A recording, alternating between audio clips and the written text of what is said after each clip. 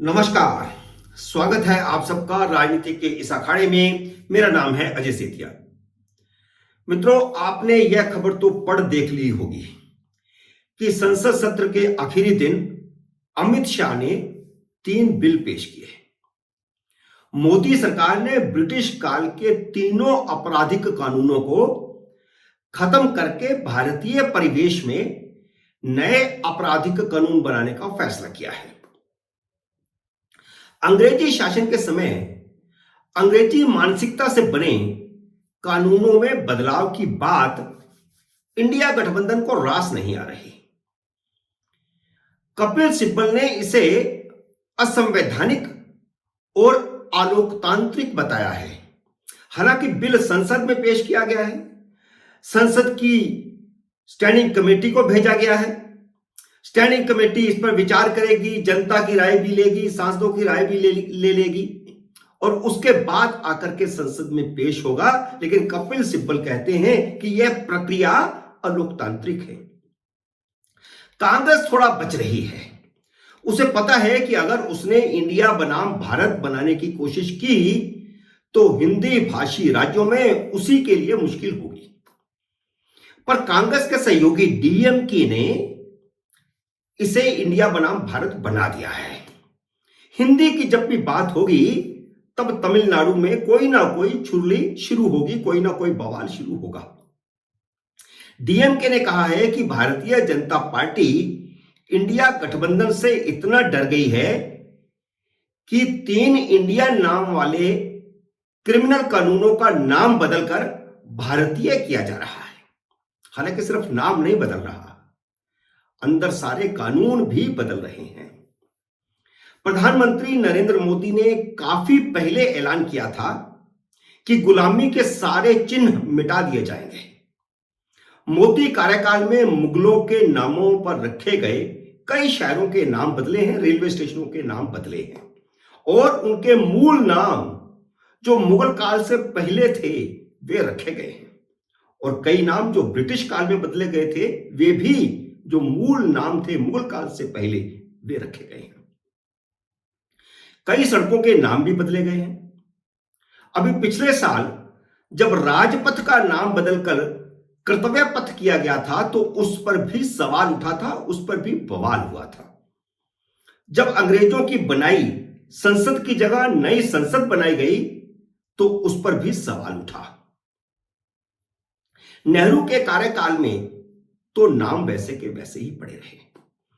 अब एक ऐसी आपको घटना बताता हूं जिसे सुनकर आप आश्चर्यचकित हो जाएंगे।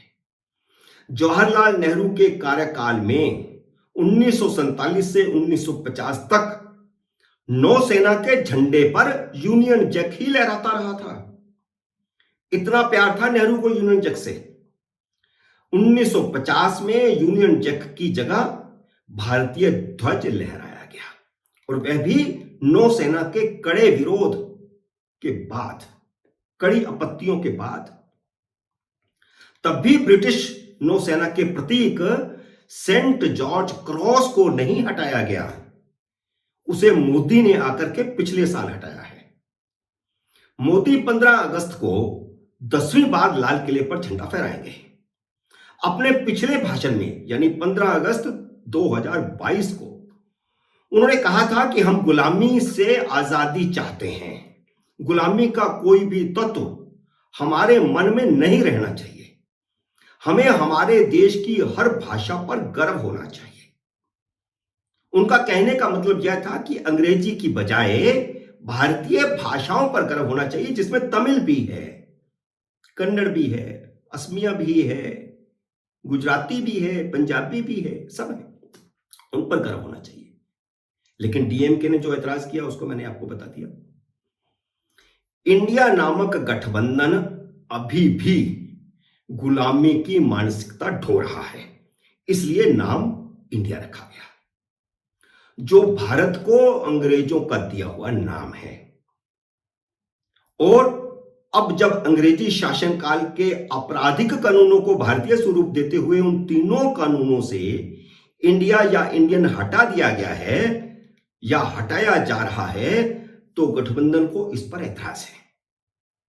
मोदी सरकार ने आपराधिक कानूनों के सिर्फ नाम नहीं बदले हैं, न्यायिक व्यवस्था में भी बड़ा भारी बदलाव किया जा रहा है ताकि तारीख पर तारीख का सिलसिला बंद हो, जो वकीलों की कमाई का धंधा बन चुका है। अब पुलिस भी जवाबदेह होगी और अदालतें भी जवाबदेह होंगी। लोगों को जल्द और समयबद्ध न्याय मिल सकेगा। वीडियो पूछताछ और वीडियो गवाही के आधुनिक तौर तरीकों से पुलिसिया राज से पूरी तरह मुक्ति मिलेगी, जो ब्रिटिश राज की देन थी। 75 साल तक जैसे ब्रिटिश राजशाही की दास्ता का प्रतीक राजपथ चलता आ रहा था, वैसे ही राजद्रोह का कानून भी चलता आ रहा था। राजद्रोह कानून का मतलब था ब्रिटिश राजशाही के खिलाफ द्रोह करने वालों पर कार्रवाई का कानून। जब हम राजशाही से आजाद हो गए तो गुलामी का प्रतीक यह कानून कैसे बना रह सकता था, और अब तक क्यों बना रहा? सवाल यह है।